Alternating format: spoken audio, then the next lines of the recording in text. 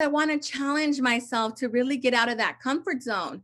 And so if I really want to change my life, I need to take action.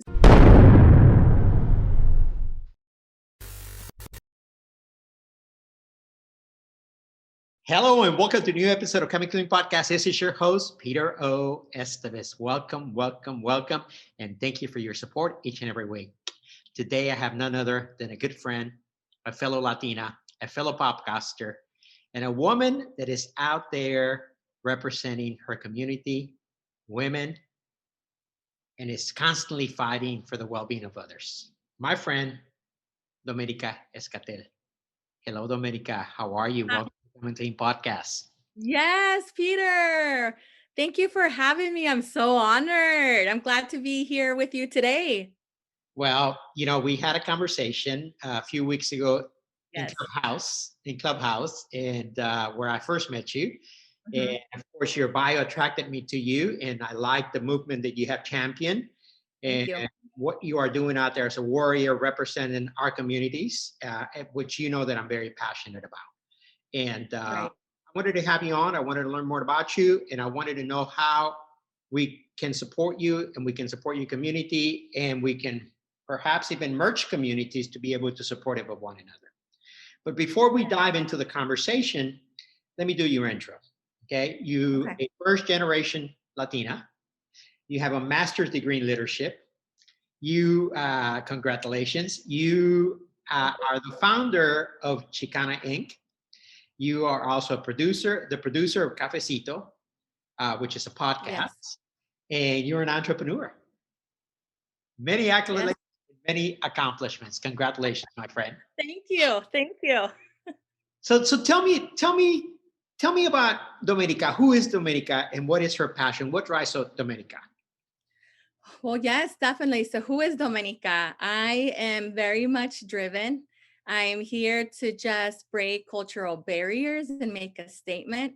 I had a really hard time in my community finding a seat at the table. And so I decided to create it. I thought, as I'm doing this, I'm going to create my own table that is long and invite everyone to be a part of it. So that's really been my mission.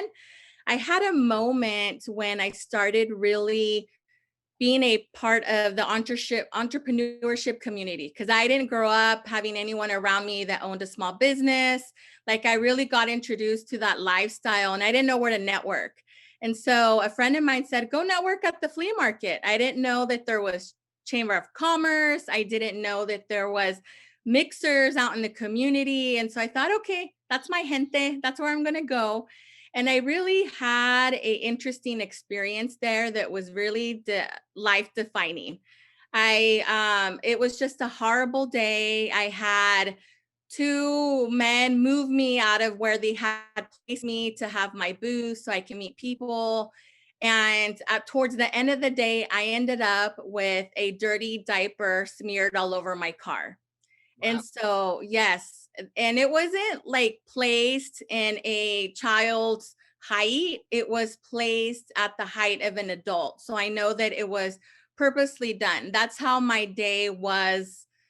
Um, that's pretty much what it looked like. And so I really had a moment where I thought, you know what, at right now, I am in control of my life and I'm not going to let things like that influence me. On the other hand, I'm going to really take this incident that happened to me and turn it into power.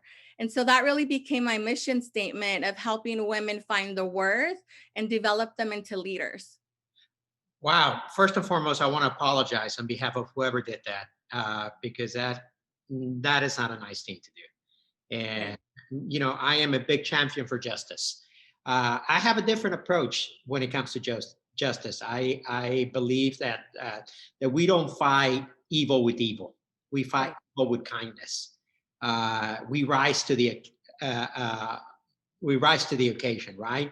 We create opportunities. We lead by example, and we continue to fight our battle without being controversial, without being polarizing, without being uh, manipulative, but being able to show up and show by example and be great leaders. But I want to talk a little bit. What was it in that day at the flea market that caused somebody to be so angry? What was your message? What were you doing? Because I want to understand that. What is it that you know? And before you do that, I want to share a story with you. Okay. Many years ago, and I'm much older than you are, I broke into entrepreneurship via real estate. First, I was a real estate agent. Then I became the owner of a real estate company. And then I grew that company to an investment company, a construction company, a lending company, a development company. And we grew from a very small company from 12 agents to 150 agents, from about $10 million in sales to about 50 million in sales. And we were one of the largest independently owned real estate companies in South Texas for a very, very long time. But you know how I broke into the market? I broke into the market by breaking into my culture. I did exactly what you did. I went to the flea market. I went to the flea market and I went to the heart of my community. I set up a real estate company in the heart of my community in a flea market. So we had information. We knew that we had to capture our audience on Saturdays and Sundays. And we opened up a booth and it was just information. We had a whole bunch of pictures of houses. You know, we would run people's credit reports. We would give them information about a house. And that became an incredible lead generator, a funnel, which at the time our word did not even existed. Okay. It became a funnel for leads. And I went on to literally growing that company to one of the largest independently owned companies. We made the most impact during the Clinton administration in providing affordable housing for the Hispanic community in San Antonio, Texas, that had ever been done. Okay. In fact, out of there were several programs that were championed and designed in order to empower first-time home buyers, primarily underprivileged communities. So I understand. When you said I went to the flea market, that brought that memory back, and I can understand why you did that, because that was a connection to my raíces, right, to my culture, who I am, to where I came from. So I want to know, what was it that you were trying to champion that day that caused so much anger, resentment, or hatred towards you? Right. So what I was doing there was that I wanted to have a booth so I can meet people, and I started my entrepreneur journey in network marketing. And so the company was cosmetic. It was a skincare and glamour makeup. And I really was just wanting to introduce other people to, growing up, I had aunts that did Jafra, that did Avon, and this was Mary Kay. And so I thought, you know what? They did it. I can do it too. That's about the closest I knew about entrepreneurship, and around my family and friends. And so it was just natural to go to the flea market. And what had happened is that basically the people that were manejando the placement of the vendors put me in a spot that they normally don't. And so the vendors that were there were upset because I was in the way of foot traffic, and it really was an uncomfortable spot. So as the vendors that were near me, they went to go get the owner to physically move all my stuff to a different location.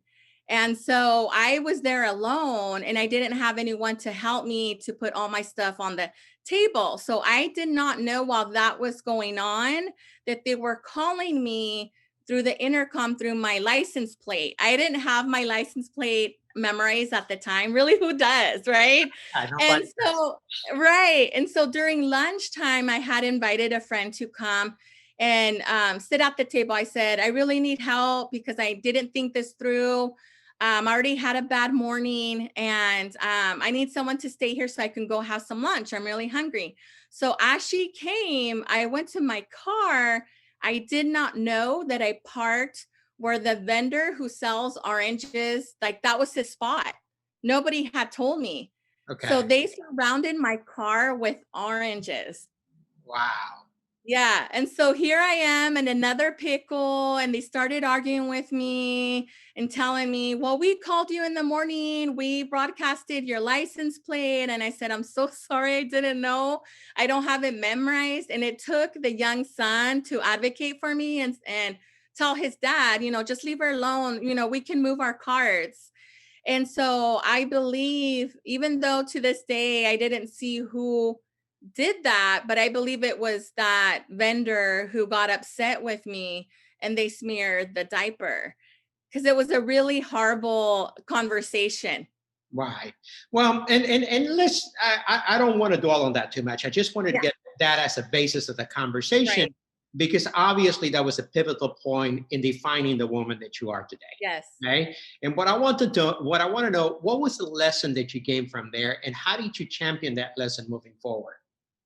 No, most definitely. So I really walked away that I don't have to give away my power. Love that. Love- Yes. And that's really the message that I am building through the community that I have built online and offline. Because I really started to realize that I didn't have anyone or anything to pour into me and to teach me these lessons. And it was such a strong message for me that day that I decided to launch a speaker series where we can talk about it. And at that event, I had 120 women show up, and then I still had 100 on the wait list, the majority being Latinas. And I thought, okay, something's here and I need to move this forward. So tell me about the series and what was it in the topic that interested 120 people plus a waiting list. Right. So we called it Chingona 101. And it was the boot camp of being unapologetically yourself. So I invited Latinas in the community that can speak to the topic of owning your power and who you are. And so I thought I can launch this series every quarter and we can bring another topic to the table like imposter syndrome, making jefa moves, talking about money, building generational wealth. And it has been a very successful part of my business and really growing it to what it is today. And everyone loved it. They wanted more of it. And then through COVID, we launched it online. I love it. I love it. So tell me, um, there's a couple of things that I want to touch on, and they may be a little bit sensitive. And I want you to know that when I bring out topics, it's not to be controversial, but to understand and to be able to collaborate as I understand issues. And you and I talked a little bit about it offline, and that is the issue of um, how do we show up and we are represented and we are seen without being controversial? Okay, because I think a lot of times the mistake that someone can make is by trying to be seen by being loud and aggressive, right? And I think that we can be seen by merit, right? By having value, by having conversational etiquette, by making our presence known without pushing people around, right? So Right. how is it? Oh, is it harder for women to employ that type of behavior, or is it something? Why? How do we navigate that conversation, right? Tell me Right. a bit about that. Yes. No, Peter, let's dive in. No, I love Yeah, that question. yeah. And so I can tell you the way that I navigated that is that I really wanted to show up with in my community with poise. I really first started with understanding my community and where I fit in.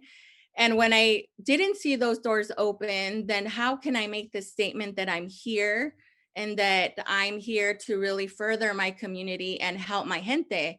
And so I really started to just make relationships with community stakeholders and really allowing them to get to know me and what I was about. And so a lot of what I use for my power really is my social media platform and posting the issues that are important to me, community issues, really also showing my wins. Last year, actually, a year to this date, I got invited to speak at Harvard. And so that was a big statement in my community because I had so many people reach out to me like, wow, look at Domenica. Domenica, who's from a Title I school, got free lunch all throughout elementary through high school. Here she is speaking at Harvard. She's from the bad side of town. And that really started to shift my relationships in the community because I started getting invited to different places. Sure, As before I wasn't. you're being socially validated, okay? Right. And social validations is everything, whether we like it or not. But I think social validation comes as a result of our merits, right? Uh, Right. Not as a result of our demands. And I think a lot of people have that backwards. Now, congratulations on your invitation to Harvard, and what an Yes, thank honor, you. what a great privilege to be represented, and for a Latina woman to represent us out there. Thank you so much. Yes, But let me ask you a question. okay. Where does the education begin? Does that begin in the community or does that begin at home? Okay, because Domenica, the reality is that who we are, who we show up in public as as a result of our social conditioning, and the social condition typically starts at home, right? Right. How our parents treated us, how our community treated us, how our senses treated us, the beliefs that we generated as a result of where we come from. So where does the education begin?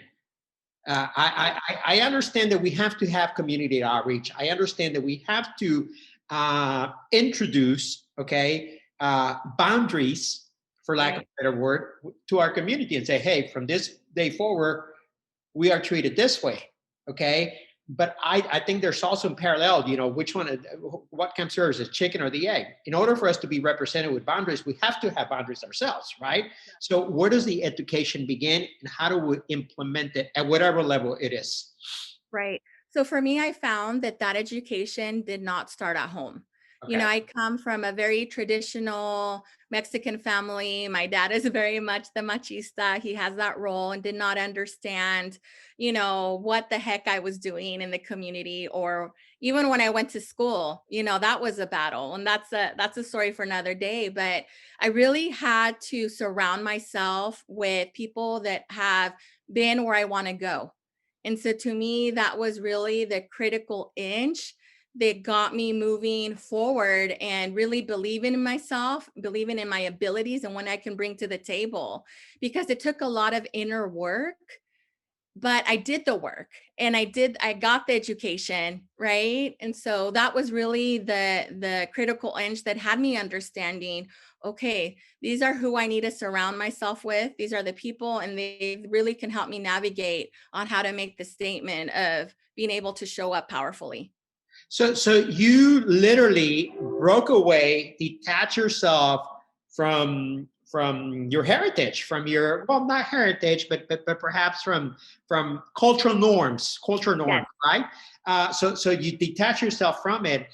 Um, did that create any friction among your family? I understand that, and I had similar circumstances. In fact, I still live those circumstances. I come from a family of 13. I have 6 brothers, 6 sisters. I'm a middle child. I'm definitely I'm definitely not liar. I done things that most of my family has not done. At the same time, by me leading by example, I have championed their own dreams. I had championed their own possibilities, but that's not without resentment. That's not without me being an outcast as much as I am an liar, right? So they yeah, my ideas may be, for them, they're a little too far-fetched, too woo-woo, too advanced, okay? Uh, Right. they may even think I'm a little crazy, which I don't care, okay? So how do we navigate that without alienating our families, our communities, our friends, the people that we grew up around? Uh, because the door is not wide enough for everybody, right? Right. Some of those Right. people are not going to be able to go through that door. So, how did you deal with that? How did you navigate that journey? No, most definitely. And so, really, what I helped me navigate that is to explain another moment that was really impactful for me. So, when I lost out on a promotion at my corporate job, this is before I transitioned to entrepreneurship. I lost out to a woman who had less years working in the organization. She wasn't bilingual, she had less education, and no one could understand why I lost out on this promotion. I had really gained a friendship with the director, and basically my title was going to be a title that no one in my family has achieved, assistant executive director, to a amazing program in the community that helped migrant families. And so it was really what I had thought was what I was working for all along, this corner office, with AC. And it was so honoring. Like, my motivation was to really honor my mom who had worked all these years in the cannery. She didn't get that. She didn't get that AC. She didn't get that comfy office chair. And so I thought this is what I wanted. However, when I lost out on that promotion, I lost out on that vision, but I gained another one Love that. I love. because it took someone, right? Yeah, yeah. It took someone to tell me, Domenica, this look at the message that you can bring to the table to all these Latinas. We have a Latina pay gap, right? And look what just happened to you. You have a master's degree, you've had so many recognitions in the community, awards, and someone came under you that really mimics, the community, and like, why? And so I really started bringing that conversation to the table. And that really has been the fuel to get me moving forward. And when I started explaining that to my family, for them to understand why I can't conform and why I need to not be your traditional Mexican daughter, it was really that power that motivated me to make that statement. So you're that moment of both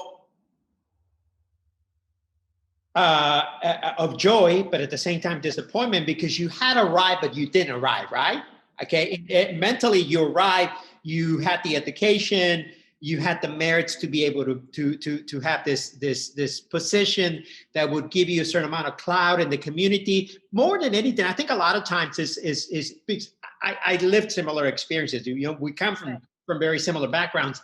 It was not so much about accomplishing, but about being seen and saying, Mom, I'm doing this for you. Dad, I'm doing this for you. Community, I'm doing this for you, right? So in our mind, we arrive, but then you didn't arrive because you didn't get the position. I think what I love about that is that you said, I lost that opportunity, but I gained another.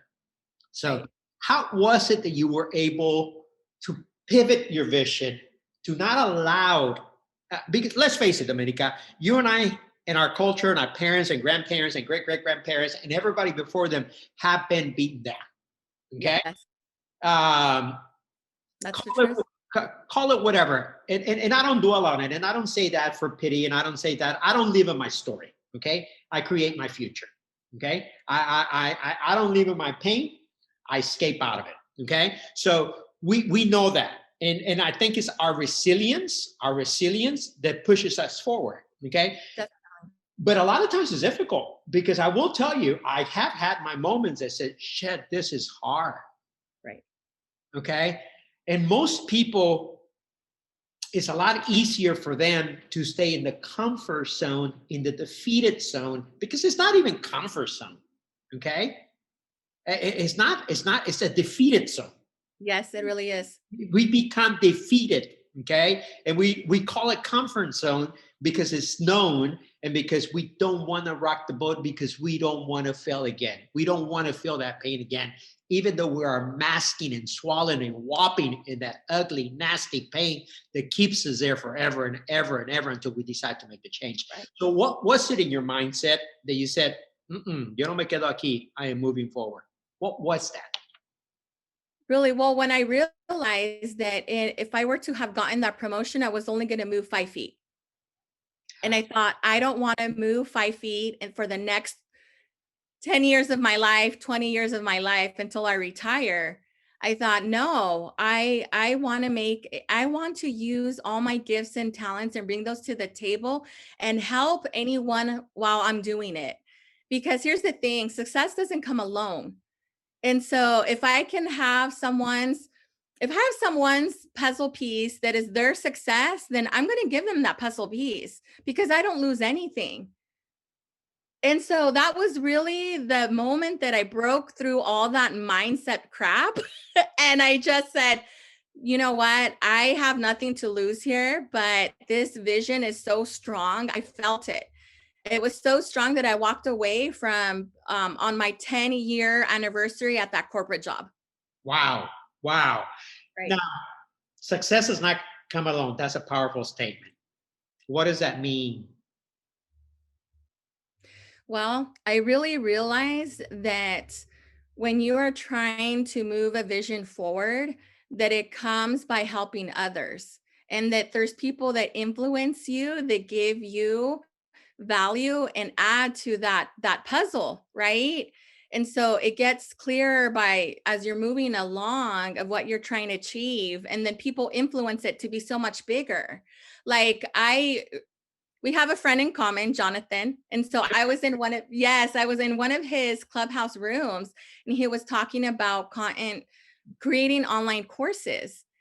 And I had that semillita about doing my own online course, but I thought, no, there's really no one that looks like me in that space. So again, there's that struggle, right?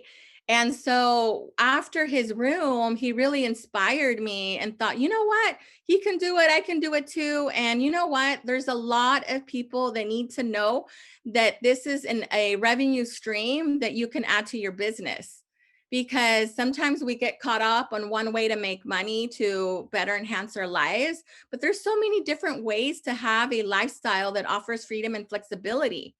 And so when I say being able that to come alongside other people and enhance each other's dreams, like that is the perfect example. He just enhanced my dream. Wow.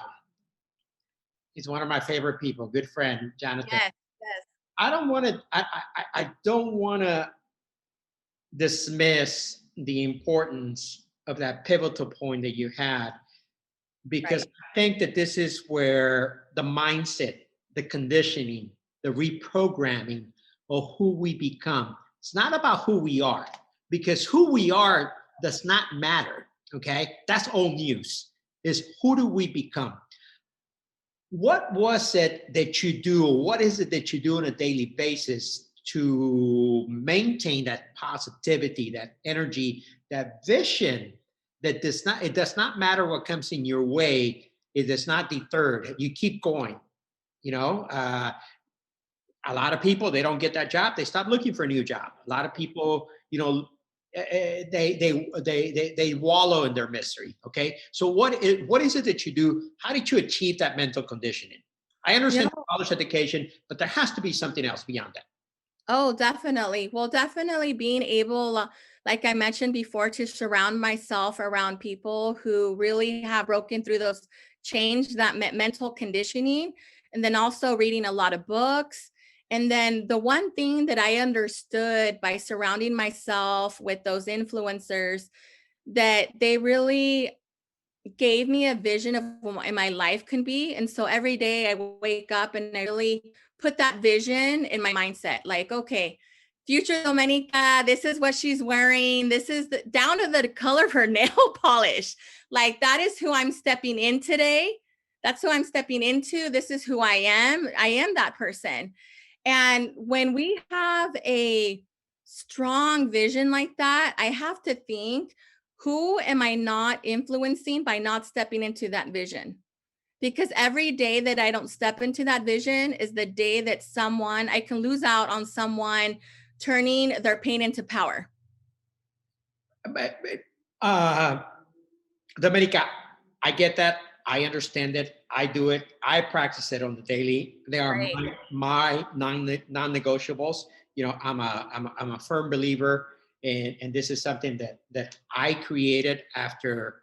When I didn't have a vision, when I didn't have a future, when I didn't have a possibility, when I didn't have a dream, I borrow somebody else's. Right. Okay? I look for someone in the community. I look somebody on TV. I looked at a book. I looked in YouTube. I looked on Google, and I saw how someone spoke, had somebody look, had somebody dress, had somebody their passion, their motivation, and I started modeling that. I started reading their content. I started, books, YouTube's, podcasts. Okay.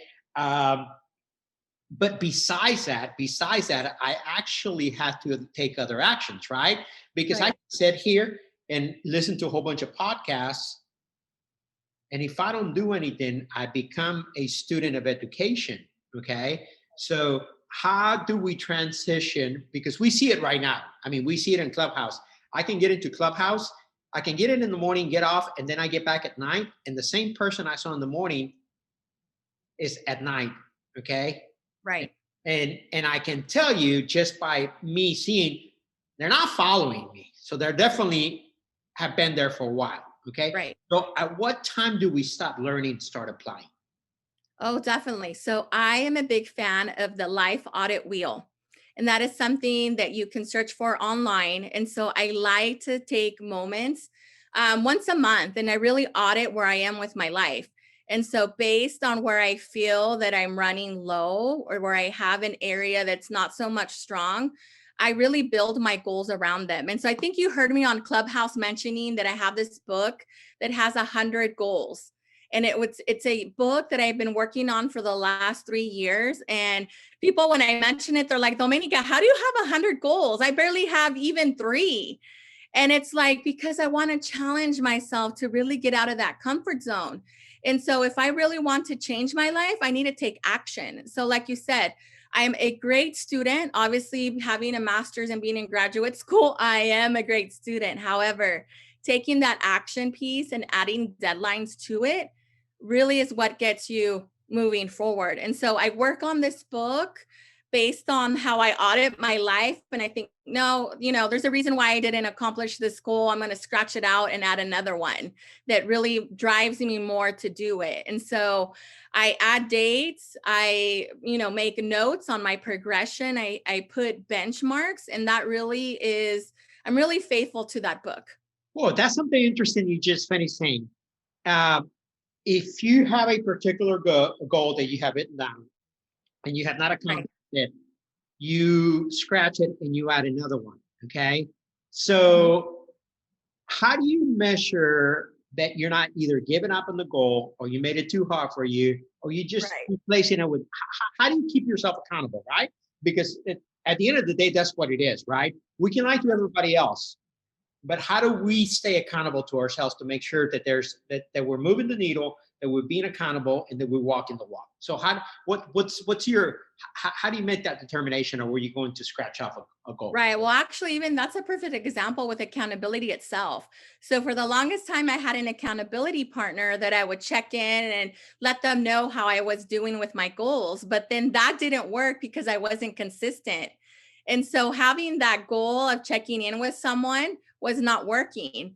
And so, I wasn't moving any forward. I was missing phone calls. I wasn't sending in pictures. And then I realized, wait a minute, accountability comes with me. And so I need to start with myself. And so I started to approach my goals that way. So when I really didn't I didn't meet that benchmark that I wrote down of, like, say, as simple as drinking 8 cups of water a day. If I only did 2, well, then I realized, like, Domenica, maybe I need to adjust the goal to maybe 3 a day, build that up, then add, more glasses of water until I got to that goal. Now, however, if I am not drinking water, then I know I'm just not married to this goal. It's not where I'm at right now. And then I can revisit later. Let me work on something that's going to be my daily win, where I can just build that up and then go back to that goal. So the key here is to build on daily wins. That's the key. Yes. Okay. And daily Yes. wins becomes a mountain, and the mountain becomes a great success. Perfect. Got it. Got it. Right. So you talked about creating a lifestyle that gives you an opportunity to be able to work at the best levels of who you are. Okay. So I call that my 5 pillars. My 5 pillars: physical, mental, emotional, spiritual, and financial. Okay. So every day I do something to move the needle. Not Okay. every other day, not once a week, not twice a month, not once a year. Every single day. Every single day. I knew I had an interview with you. I knew that I was coming to you.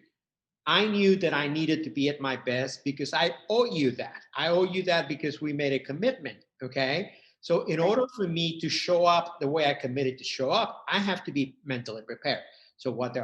I get up early, I exercise, okay? I meditate, I pray, and I ask my creative force to give me the creativity and that I would show up with the willingness to do it. Yes. So I do a series of rituals each and every day. Adding to that, prayer, meditation, journaling, reading, is a constant preparation of the soul, mind, body, and spirit. Okay. And when I do that, I show up at my best. And I know when I don't do it. I know even when I'm lagging. Okay. But what I realize about my 5 pillars, more than anything, my temple of being, okay, my temple of being, not my body, but my temple of being, because I am not my body, okay? My body's Right. just a vehicle that carries my being, right? Yes. So my temple of being has to be tended to on a daily basis. And when I do, it's like a savings account with compound interest. And the more I deposit into it, the bigger that savings account gets, the more the compound interest gets, the more it Okay. rises. Okay. So even in those days that maybe I'm not strong in one area, the other 4 areas balance me or push me through the day. Okay.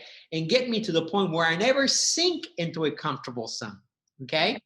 AKA, okay, known zone, AKA misery. Okay. Yes. So, Yes. AKA survival state. Okay.